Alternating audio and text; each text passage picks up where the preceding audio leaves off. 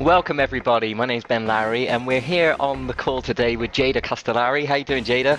Yeah, very well, Ben. Thanks, and you? Right, we've never done an interview before where we've specifically talked about psychology and mindset. Most of the stuff we've talked about has been practical things like how many reps and how many sets and different exercises and nutrition and things like that. But the psychology is really important, isn't it? Yeah, well, the psychology is everything really. There's one thing I explain to all of my students, and that is how, as humans, we actually get what we want. And there's a lot of misunderstanding out there of how simple things are. And what I basically explain to them is that people very often are very busy running around trying to do things so that they can have certain things. So most people want to be rich, so they start trying to do certain things that rich people do, what they think they do, like get a nice car, get a nice house, work harder, etc. Blah blah blah blah. And very few people actually end up having what they want. And it's simply because they've missed out the most important part of the equation, and that's all about beingness. Who you're being in the moment determines how you do something, and also what you do, which determines what you have ultimately. So, for example, most people that go to the gym never end up having the body that they want. And that's simply because they're remaining or being the same person, trying to do what they think they need to do from that state of being to try and have what they want to have, but they never get there because they don't work on the beingness, who you're being in the moment, which is all about psychology and changing the way you think and the way you feel. Yeah, I know exactly what you mean because I've learned about this before. They're doing be, do, have instead of have, do, be. No, no, hang on. Basically, yeah, they're not focusing at all on beingness. Right. They're just focusing on what they think they have to do. Yeah, yeah. I said it backwards, didn't I? What did I mean? Yeah. The correct formula for getting what you want, really, basically, is be, do, have. Yeah. Who you focus on, who you're being, focus on your state. Who you're being in the moment determines how and what you do, which will then determine what you have. Yeah, I know exactly what you mean because what I noticed is when I watch videos of my heroes on YouTube, like Mike O'Hearn or something, or Cali Muscle or whoever, they're not just Mike O'Hearn isn't just doing weightlifting. He's not just doing body, like he is a weightlifter. He is a powerlifter. It's his identity, isn't it? It's not just an action he does like a hobby.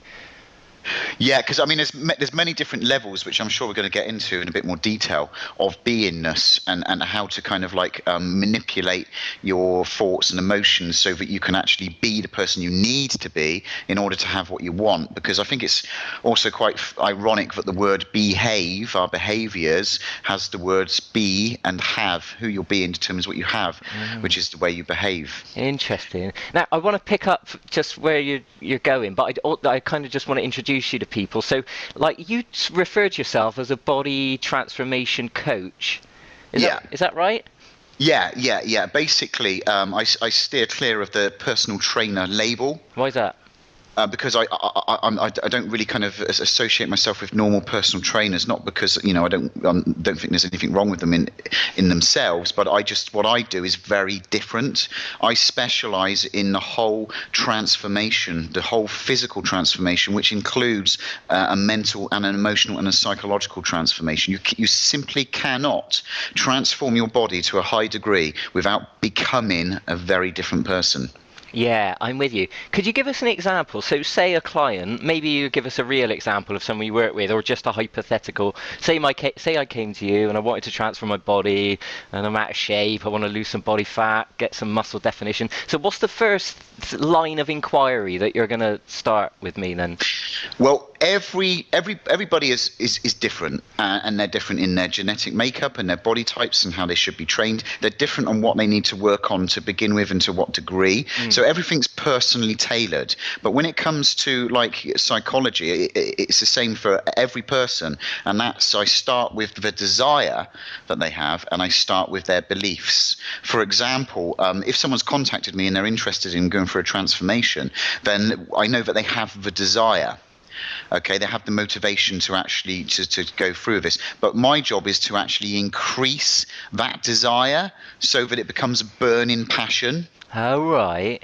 Okay, that then gives you like the fuel and the drive to follow through and learn how to eat right for your body. Make sure that you're kind of like tuning in and eating at the right times what you should be eating. Make sure that you're not burning yourself out and getting too stressed and partying too hard on weekends, so that you're making sure that you're disciplined in the areas of rest and recovery. When you're at the gym with me, I can keep your training on track. But keeping your desire high means that when you're outside the gym, you're going to end up following through and being the person you need to be in order to have that transformation. Oh, I see what you mean. So are you saying that the average normal person, their desire to achieve the outcome isn't intense enough? Is that what you mean? Yeah, it's obviously there. That's why they've come to me. And like I said, everybody's different. Some people, they need very little work on it. Other people, I continuously work on their desire. So give them motivation. Right. So by amping it up, so the more intense their desire is, the more likely they're going to stick to the actions that are going to get them the result. Is that Yeah, right? yeah. Yeah. Exactly. Think of desire as like your engine, your motivating force, your power. So this is why belief comes into it too. Because if you've got a lot of desire, you really, really want something. Okay, your desire is high, but unconsciously you've got negative beliefs that are blocking you. It doesn't matter how much desire you have, or in the end of the day, we're going to act in accordance to what we believe. So if we don't Ah, really believe you can get big naturally, you're going to self-fulfill that prophecy. So it's very important that you work on your beliefs as yeah. well as your desires. There's two fundamental things. Imagine somebody that has got an interest in transforming their body. After a couple of weeks of training with me, I've worked on linking their motivators with other areas of their life. So therefore, having a better looking body means that they're going to be more successful in their business. Well, if they're a business orientated person, then that's going to be a big motivator. Then if they actually notice that they're feeling more positive about their business because of the training, then that desire becomes conditioned into them. You see, it's all very well using mental techniques and tricks to kind of like reprogram your mind, as it were. But what really changes our behaviors is conditioning. Right. Yeah, I see what you mean. Hang on, hold on a second. The more, so if you link up in somebody's mind that transforming their body and their health is not only going to be good for their body, but it's also going to benefit all the other areas of their life, like Yeah. their business, their relationship. Yeah. Then that compounds Yes. the intensity of Yes. yeah. The Yeah, because belief. what you're actually doing with people in basic terms is you're helping build the dream life. Mm. So there's no point gaining a great looking body and all that health and energy and vitality if you're poor and you can't afford to live like that, or your social life or family life or relationship life is crap. Do you know what I mean? Yeah. If you're going to start changing your life and start living the dream and building that dream life, all the areas fit together and they all complement each other. Yeah, because it's all interconnected, isn't it? You can't, every area of our life is affecting every other area. You can't just work on one thing without it impacting every other area. And that goes for positive and negative, doesn't it? It's like you can't eat shit and get out of shape and be fat without that having a knock-on effect on your relationships and everything else. Yeah. So what you're basically doing when you go through a physical transformation is you're working on the most fundamental foundation of living an effective life. Hmm. You've heard of Maslow's hierarchy of needs, Yeah. which this is the study of certain areas of life that must be in place before the other areas of life can actually be built on top of, Hmm. all leading to self-actualization and a very contributing, productive life. Well, Hmm. right at the bottom of that hierarchy of human needs is the physical. Yeah. So that's the foundation to a successful life, literally. So when you go back to working on your foundation for a successful life and you improve your energy, you improve your health, you improve your vitality, that then automatically improves your moods, improves your hormone balance. So then that just completely ricochets and completely comes out to other areas of your life. It's unavoidable that if you raise the vibration of your body, if you increase all of those things, that it's going to affect everything else positively. Yeah. Yeah. Um, just on the belief, so you're saying there's these dual things that are both really important. There's the desire to make the change, and there's the belief that you can believe it happen.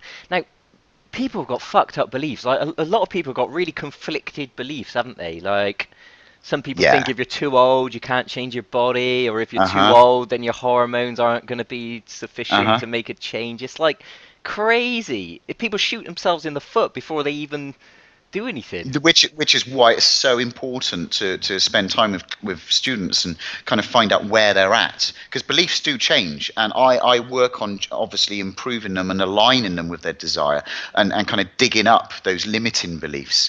Like another one is genetics. Now Mm, obviously genetics play a huge role in every physical aspect of what you do.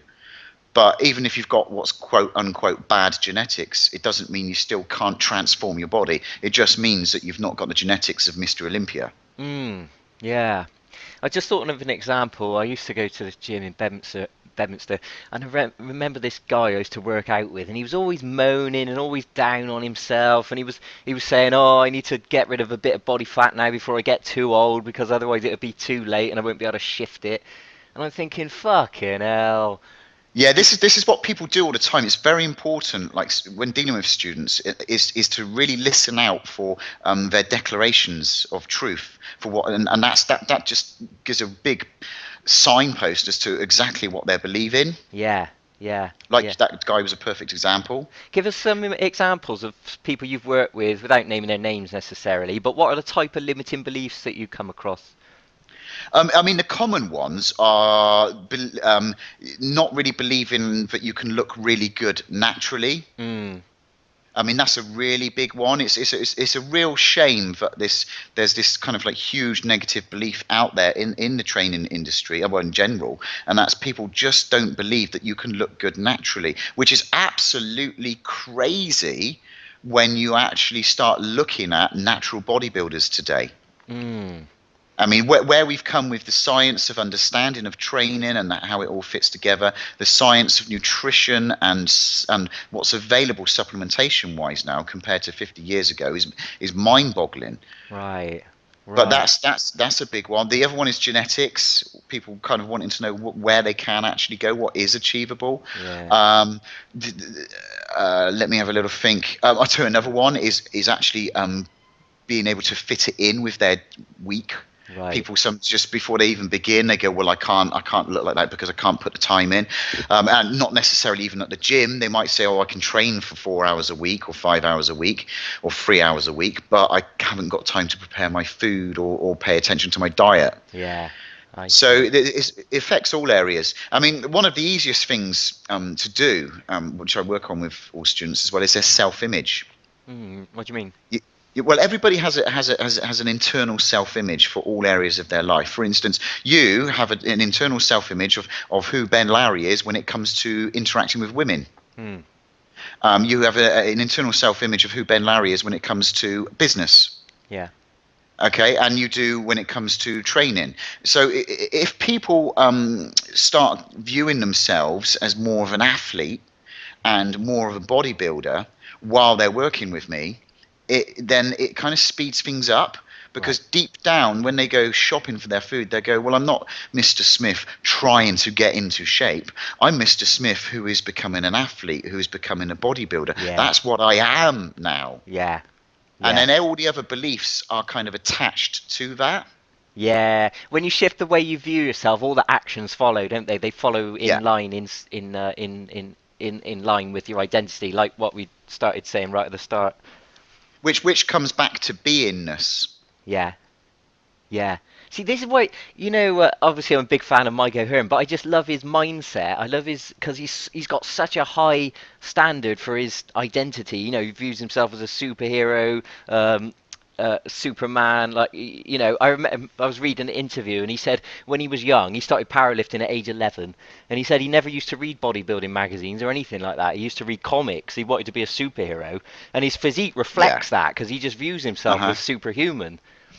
Uh-huh. There's nothing more empowering than training with or spending time with somebody that has a powerful mind. Mm. And by a powerful mind, it means that they have a strong will, they have a strong belief, and a strong rooted knowing in themselves that they can kind of do things way beyond what a normal human would cap off. Yeah. And this is why, again, what I do with my students is when they get to a weight that they'd never lifted before, very often they break through their barriers and they go, wow, I never dreamed of lifting that way. And I will turn around and say, yeah, that's really good. Congratulate yourself, condition yourself, and feel that success that you've had. But what I want you to think about now is where you're going to be in 6 months' time with your weight. Yeah. So you might be on 30 kilo dumbbells now, but let's aim for 50 kilo dumbbells. And and what that does in their mind, it raises the benchmark. So if someone gets to their weight and they go, oh, wow, I'm at my heaviest weight, then it's kind of like limiting themselves. Yeah. Whereas if they get to a new weight, go, wow, I got to a new weight, but this is where I'm still going. Yeah.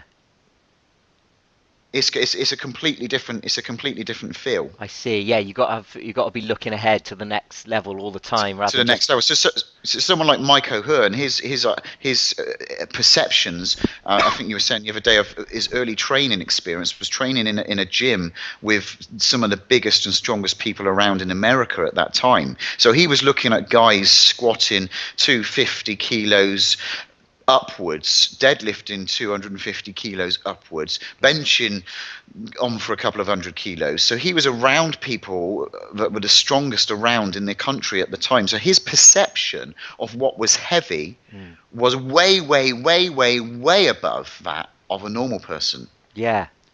So you could say that his beliefs were altered. Yeah. You could say that his beliefs of what heavy is were altered, which then caused him to aim much higher. Yeah.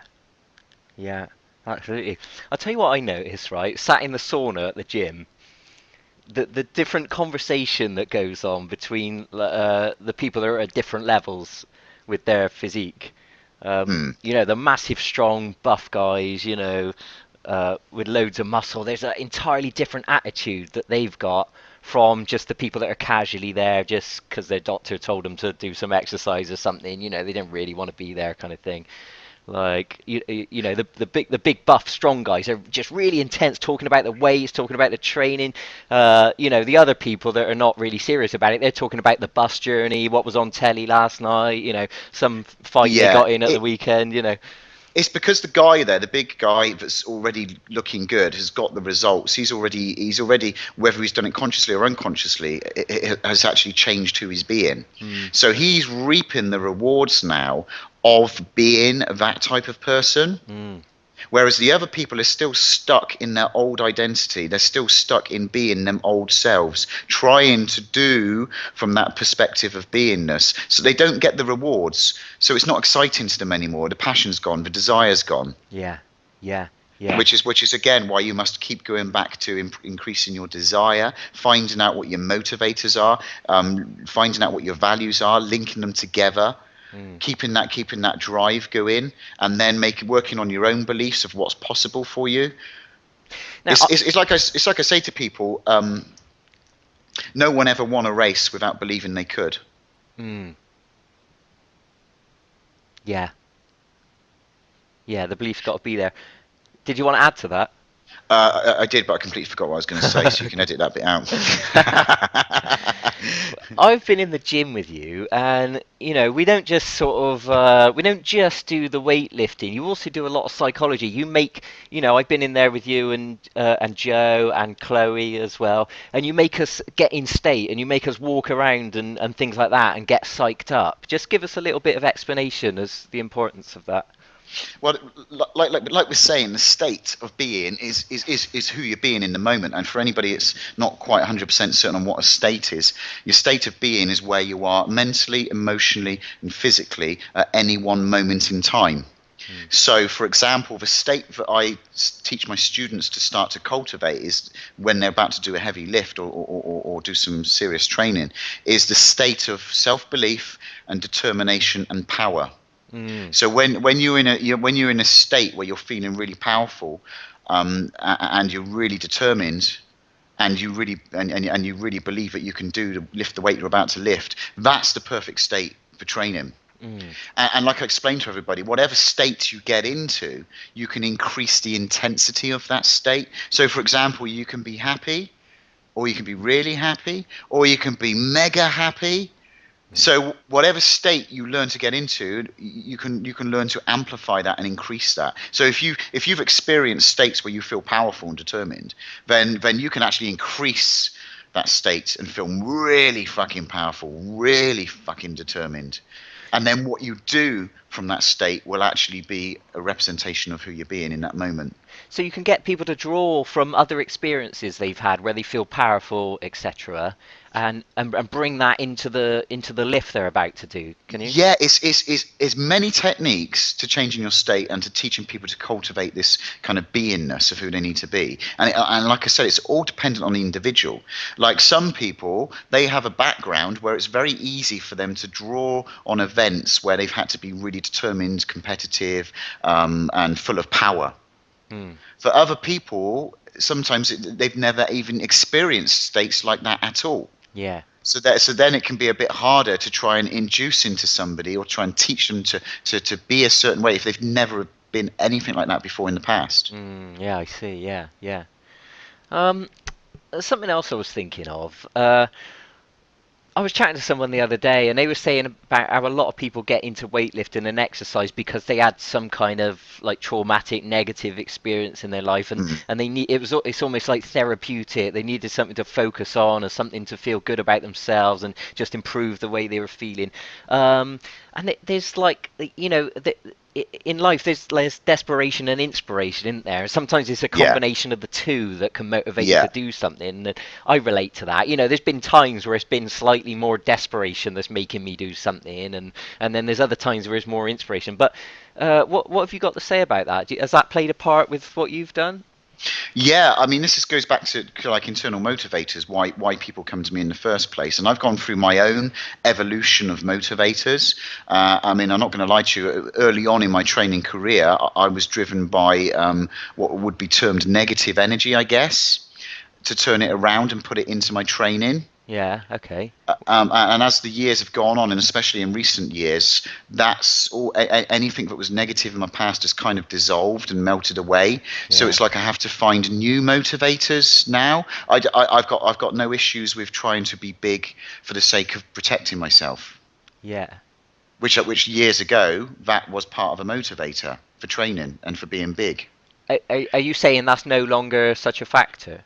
It's no longer a factor at all, really, Right. because what that led me to a few years ago is almost like a drop in my training, and it's almost thinking, well, what am I doing this for? Yeah, I like training, yeah, I like being healthy, but where's my real passion gone to take it back up to that next level? I see. And I had to dig deep within myself and realize, wow, I was training before because I had this anger inside me. I had this frustration inside, and that's kind of melted away. Now I have to link in different motivators. Right. And it's like you said, it's the desperation or inspiration. So it's like originally some of my negative training motivators were out of desperation.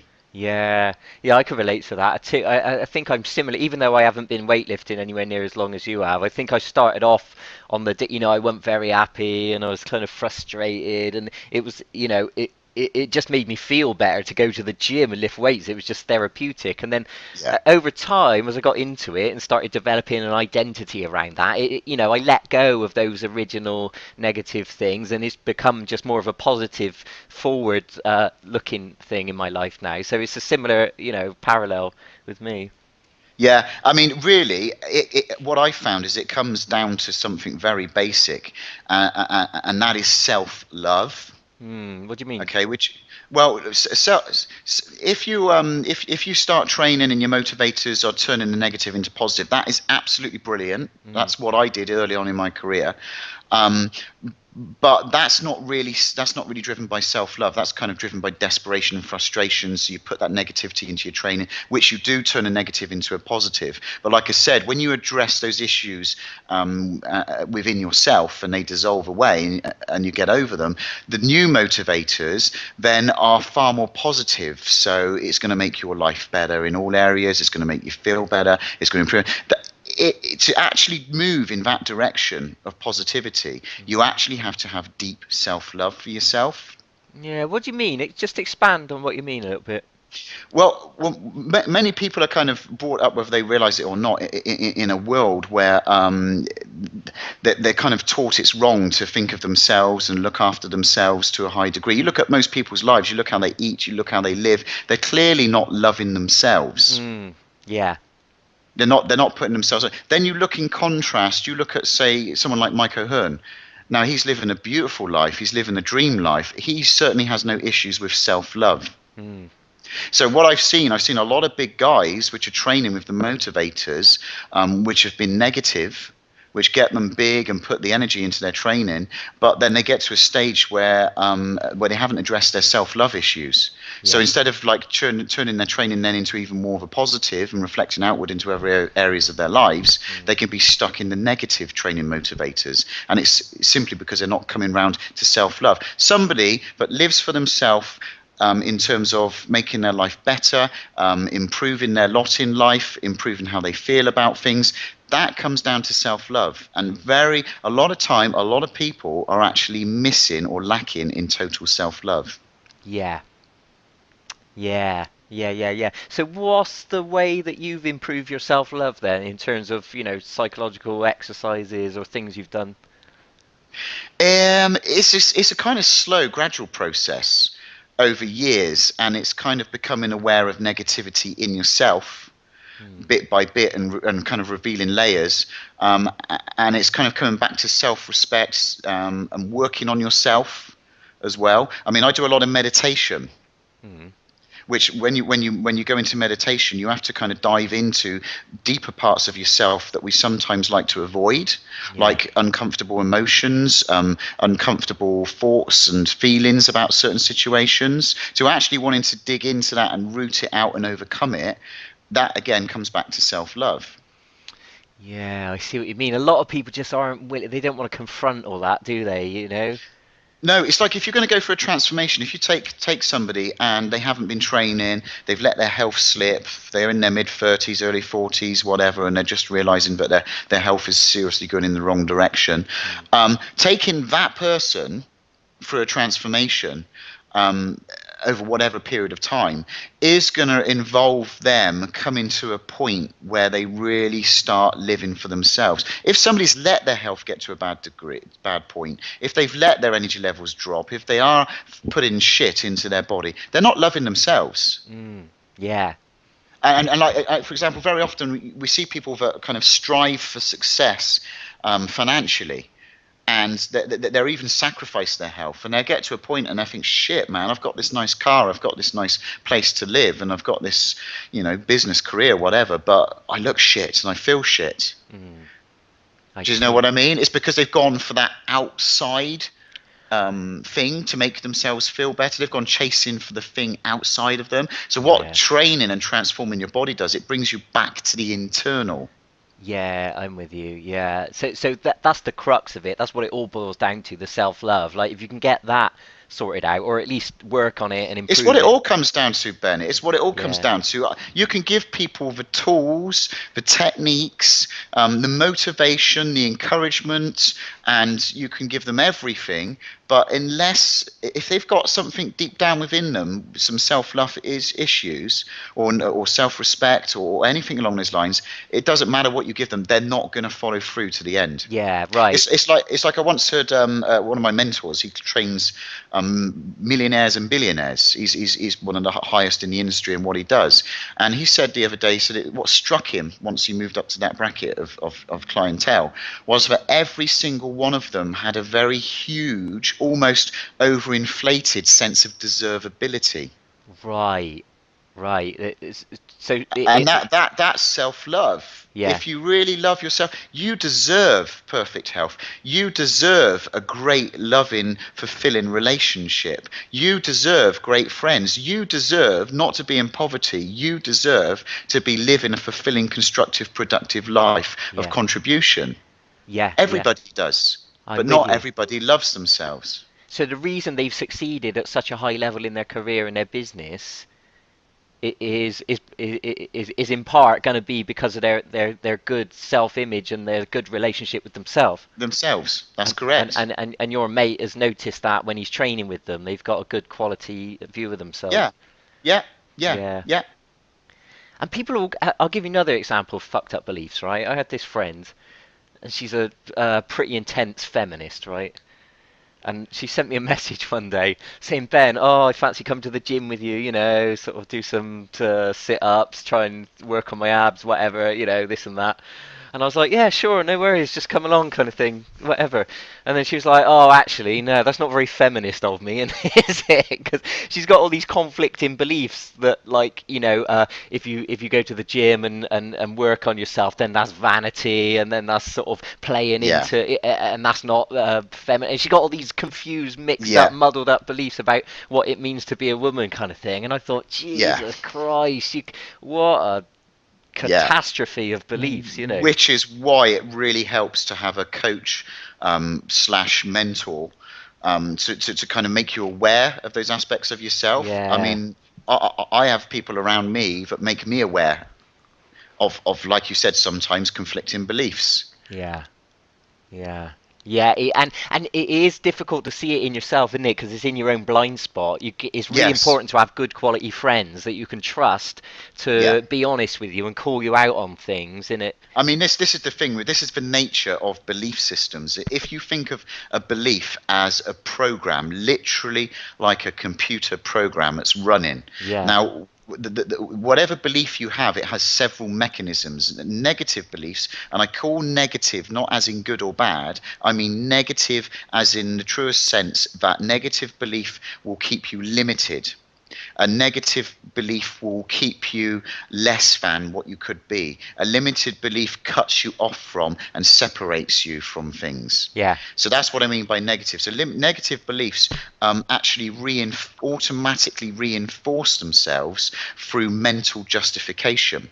So if somebody like this girl you're talking about has some negative beliefs, if you was to directly confront and question her negative beliefs, her mind would then automatically justify keeping those ways of thinking or yeah, running those programs. yeah, yeah, yeah. And does that make sense? I mean, that's just one mechanism that beliefs have. Another mechanism is that they determine what you filter through your perception. Right, Now, bearing in mind that over 97% of all of our data coming into us at one moment in time is deleted right, and filtered through. So only 3% of any information around us can be into our conscious, come into our awareness. right. And that small percentage of what comes through is determined by what we believe. Mm. If we believe that humans by nature are evil, wicked, bad, then that's what we're going to see. That's what's going to be filtered through by our subconscious mind because that program is running. If we believe that humans deep down their nature is to help one another, their nature is actually to move forward, then that's what we'll see because the program will allow us to notice those things to back up that belief. Yeah, So a belief is self-fulfilling and runs this program that keeps going by its very nature of existence. yeah. So until it's examined and questioned from a really, really objective point of view, it will just rationalize itself and you won't be able to break out of it. Just like Einstein said, you can't solve a problem on the current level of thinking upon which it was created. Yeah. So nature's beliefs can be very sticky things by nature.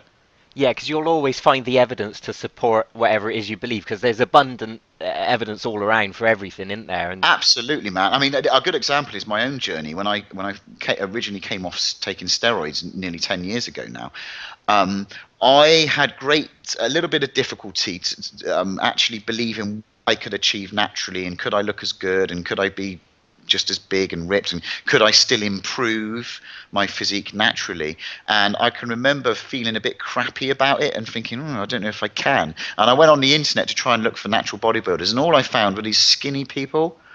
And I started to feel a little bit disheartened because at the time that was it. Literally, it was like magical. That's all I could find on the internet based upon what I believed at the time. So then I spent a bit of time on my beliefs and then kind of contemplating the opposite.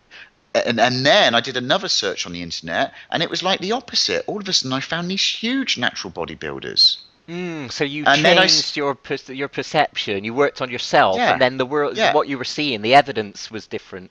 Yeah, because when you're caught up in a negative belief that's limiting, that's cutting you off from, that's making you less than, it's very hard to notice, like I said, because you rationalise it. It might be something you've always had, so it's always that program's always been running. And just like if you're sat in a room and there's an air conditioning fan running and someone switches it off, you go, "Oh my God, I didn't even notice that humming fan was on," Mm. because it had always been on.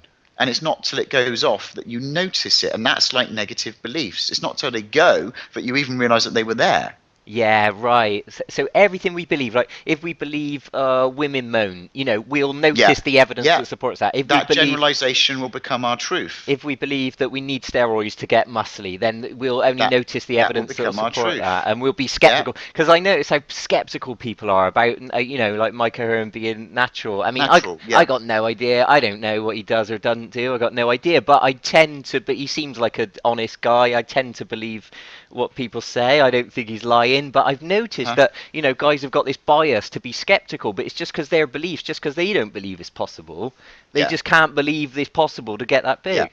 So what I did years ago, then I kind of changed how I believe, and I opened my mind and just played around with the possibility that I could get bigger naturally and look better naturally. Mm. And then from that position, lo and behold, magically, I found all these people that I'd never heard of before, these bodybuilders, past and present, that are absolutely amazing. Mm. And then I just looked at them, studied them, followed them, and that built up the belief in me then. And I knew that's where I needed to start with rebuilding my body naturally. Yeah, right.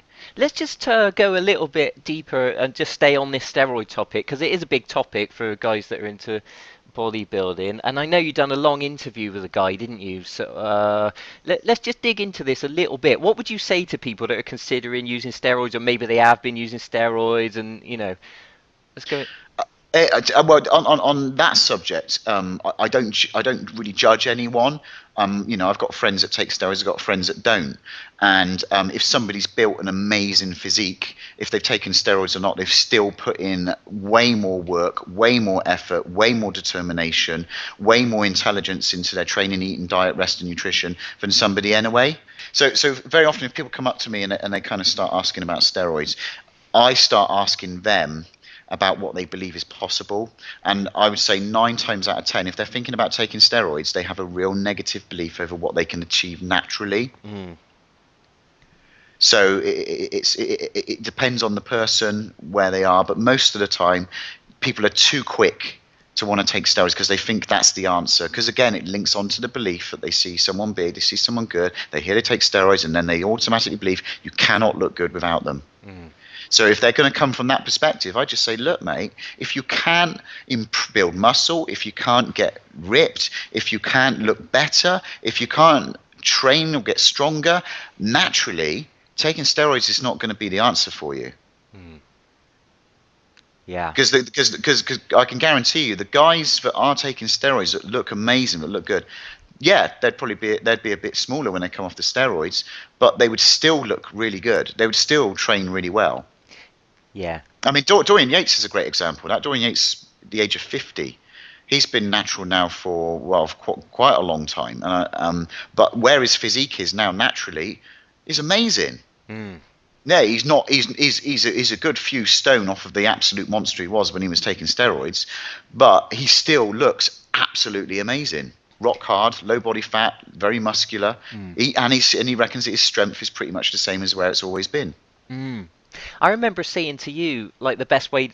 No, sorry, the other way around. I remember you saying to me that the best way to approach supplements, nutritional supplements, is to, if you're already getting good results just with basic training, you've got a good low level of body fat, good muscle definition, if you're doing well, then adding in the little nutritional tricks can just give you a little advantage and a bit of an edge and just get your physique, just to that next level. But if you're not already getting good results, if you haven't already got the discipline and the consistency and the attitude and the mindset to be looking good without them, then spending money on all those things is not. It's just a waste I of money. see it very often. Yeah, I see it very, and again, it comes back to the belief. Oh, and people don't take steroids or don't think it's just a steroid. Then they start to go into this other world full of amazingly clever marketing to make them believe that, oh, it's the supplement then that makes them big because Jay Mm, Cutler takes this protein powder and it's better because of this, blah blah blah blah. mm, And it's absolutely true. I mean, it's supplements supplement the results you're getting, and trust me, what's around these days and what you can do and the different variety of ways you can use supplements makes a huge difference. But again, it's not going to make any difference if you're not already getting results. Just like steroids. I mean, steroids are nothing more than an advanced supplement, really. mm. Yeah. I had this guy message me on Facebook and the first question he asked me is like, "What supplements, what things are you taking?" And the alarm bell went off in my mind straight Yeah, away. I yeah. said, and the first thing I did was look on his profile and have a look at pictures of him, and I said, "Hang on a second, like how long have you been training? What's your body fat? What's going on? What shape are you in? What kind of thing?" Because already I can see that the guy thinks that there's some magic bullet, some silver bullet, some quick fix that if he takes these pills, he's going to suddenly Yeah. get in shape, and that's not the way to approach it, is it? That's a No. backwards. I mean, that gives you a great idea as to where the person is with their beliefs Mm. straight away by what they're saying to you. It's like if someone comes up to me and go, "Oh, how much do you charge?" I know that they're not for me as a student Mm. because they're interested in getting something cheap. They're Yeah, not interested in results. yeah, yeah. And so if someone's coming up to you and the first thing is, "Oh, what supplements do you take and what you're taking?" then clearly they believe that's how you look good. Yeah, right, exactly. Yeah, yeah, yeah. Because yeah, a lot of people always ask about protein. It's the first thing. How much protein do you take? It's like, well, hold on a second. I go to the gym a lot as well. Is a major component of it. Like Yeah, you know. it is funny. It is funny, but yeah, that gives you a good idea. So back onto mindset. Then, is there any more questions you've got on mindset?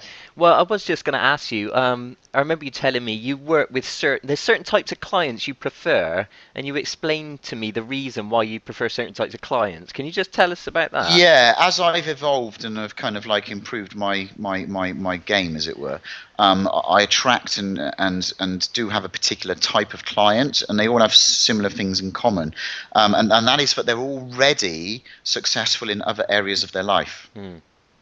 And like I said, they've got the car, they've got the house, they've got the business, blah blah blah, blah, but they've realised that their health is now not up to scratch. Yeah. And it is a big difference when you get that type of person coming to you because they're much more eager to learn. It's easier to work on their beliefs because they've already achieved other things. They can understand the principles of mindset, of desire. They kind of get it more. Yeah. Do you know what I mean? Right. Right. I don't. Yeah. Yeah, I do know what you mean. And I know this is nothing to do with it whatsoever, but I can kind of relate. When I used to teach guitar, there were certain types of students that were much more eager and much more keen and and hungry to learn. Like the little kids, I found a complete nightmare because the only reason they were there a lot of the time, they didn't really want to be there. It's just because their parents wanted to get rid of them for an hour just so that so they could go for a coffee or whatever and have a break. And the kid didn't really want to be there, they weren't really interested. But then you get the teenagers, and all of a sudden, when they get to adolescent age, and puberty, and their hormones and their egos involved with it, and they want to get good on guitar to impress the girls, and all of a sudden you got their attention, and they're practicing, and they're very focused, and very noticeable difference. And also like older students, like older men who were kind of, they got a family, they got a career, but they just want a way to relax or something. And they had a whole different attitude towards learning as Yeah. well. Yeah. It's almost I like mean, yeah. looking what you said there about the students that were really, really keen and really, really eager, Mm, they had linked it to other motivators and values that they already have, yeah. i.e., looking good for chicks and pulling women. Yeah. Yeah. Do you know what I used? And Yeah. Go on. Go on. so now you can kind of see why those clients that kind of linked that automatically then had much more desire to learn Yeah. Right. Yeah. And so it's the same. That same principle works with anything. for training. Yeah. Do you know what? I've got a girlfriend now, but about a year ago, there was this girl I really fancied, and I used this principle as well with my weightlifting. Like right before I was about to do a really heavy lift, like a 3 rep type of thing. I would just imagine that if I lifted the weight successfully, she'd be really impressed, right? Wow, And that was wow, how yeah, I yeah, psyched myself up. yeah, yeah, man. There's so many different techniques. There's so many different mental, emotional techniques that you can do and things you can do with yourself to change your state and to practice new states of being. There's loads of them, and I go through different ones with students, and over time you get to find out which ones they prefer, etc. But yeah, there's loads of that's really good way of motivating yourself and conditioning yourself. Yeah, because if you can learn how to drive your own mind, and if you can learn how Yeah. to whatever trick works for you, then you can get better results at yourself, can't you? Yeah, yeah, yeah. And this is why training is such a great metaphor. Changing your body is like a metaphor for the rest of your life because you're learning to master your state, which basically means you're learning to master your emotions. You're Mm, learning how to focus. You're learning how to kind of become aware of your own negativity. mm, You're learning discipline. yeah, And it's like you're mastering yourself. When you start to master your body and your health, you're mastering yourself. yeah. Let's imagine there's somebody listening who just wants to get a bit in shape, lose some body fat. They don't want to be a bodybuilder, a powerlifter. It's just like a normal person wants to get some body fat off. So, what's Jada's top tips for them? Um, uh, just an average person that just wants to get started. Yeah, just get trim, get toned. Yeah, Um, well, the it for me it's an all or nothing process, right. and everybody's at different stages along the way. So it all depends on who they are and where they are as a person and where they are with their health. Anyway, do you know what I mean? That's not a generic answer I can really give. Okay, I see. So, what resources? Let's talk about what you've got to offer then. So, you've got a website with, like you've got some audio stuff and some ebooks and things. What's available? Yeah, I mean, currently at the moment, my website's going to be going through an evolution, but at the moment, there's a lot of free material on there, and stuff to help people get started. I'm building up a nice members list as well, so if people do subscribe, then they'll get notified of any new material that goes on there. There's also a page that is purely for audio, so there's a self hypnosis CD on there Right. for training and to help you sleep. There is some mindset audio on there. If you go to my website and go to how to get the mindset of transforming your body and open the tab videos and audio, you'll see them all on there. And like I said, if you go to the site, then do subscribe as well. Yeah, and you can do consultations with people and help people over the phone or over Skype or something if they want Yeah, yeah, some but coaching. because changing your body really is a mental emotional game. There is a lot. People do get good results even just having Skype coaching sessions with me. Yeah, okay. So the best way to get in touch with you is email or what? Yeah, if you want to contact me by email, then it's jada@jadacastellari.com, or contact me via my website jadacastellari.com. Yeah, and you're based in Weston-super-Mare, so if anybody wants personal training with you. Yeah, yeah. Currently, I train clients at Sweat FA in Weston-super-Mare, so that's where I'm located right now at this moment in time. And what's on your reading list at the moment? What stuff are you learning, or what's on your mind? What's got your attention at the moment? At the moment, I've got about 3 different books I'm reading. One on the psychology of money and wealth. Another one is Ageless Body, Timeless Mind, which is about written by a very scientific author about what makes people stay young, Hmm. etc. So yeah, and all kinds of bits and bobs. I tend to just browse through books these days, as and when I feel like it. Yeah. I tell you what I really like, Bruce Lipton, Biology of Belief. I found that really Yeah, I interesting. recommend that one to a lot of clients and students because it helps build the belief in that they're not at the mercy of their genes so much, and they're not at the mercy of their body. And Yeah. what it does, it gives them a more empowering, more positive belief that they have a lot more control over their body than they've been programmed to believe. Hmm.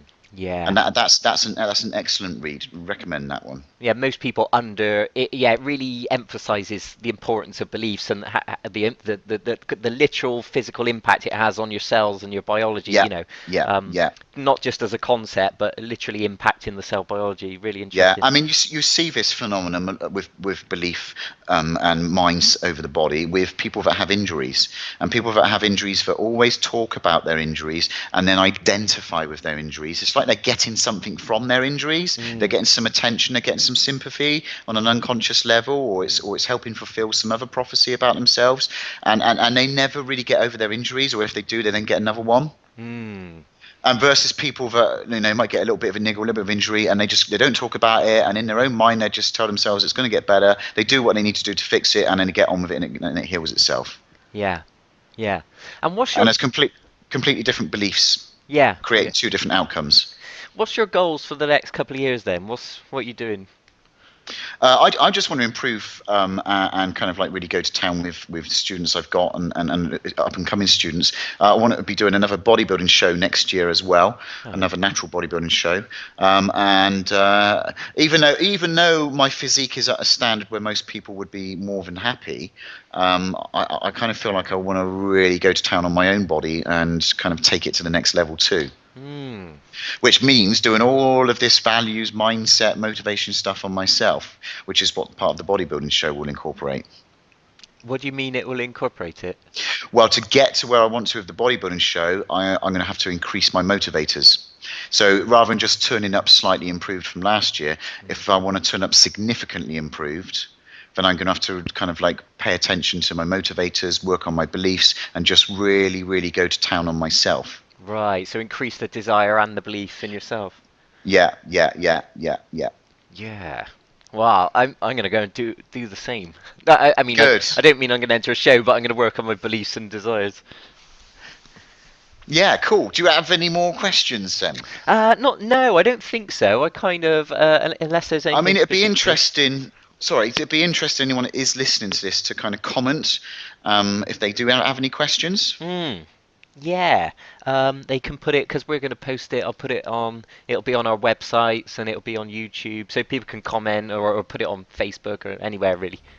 Yeah, that'd be cool, man. Yeah. So is there any final comments, or is that have we concluded it? Do you think? I think for now that'd be fine, man. Yeah. Excellent. All right then, Jada. That's really good. Really interesting. Cool, brilliant, Oh, brilliant, brilliant. Good, good, good, good.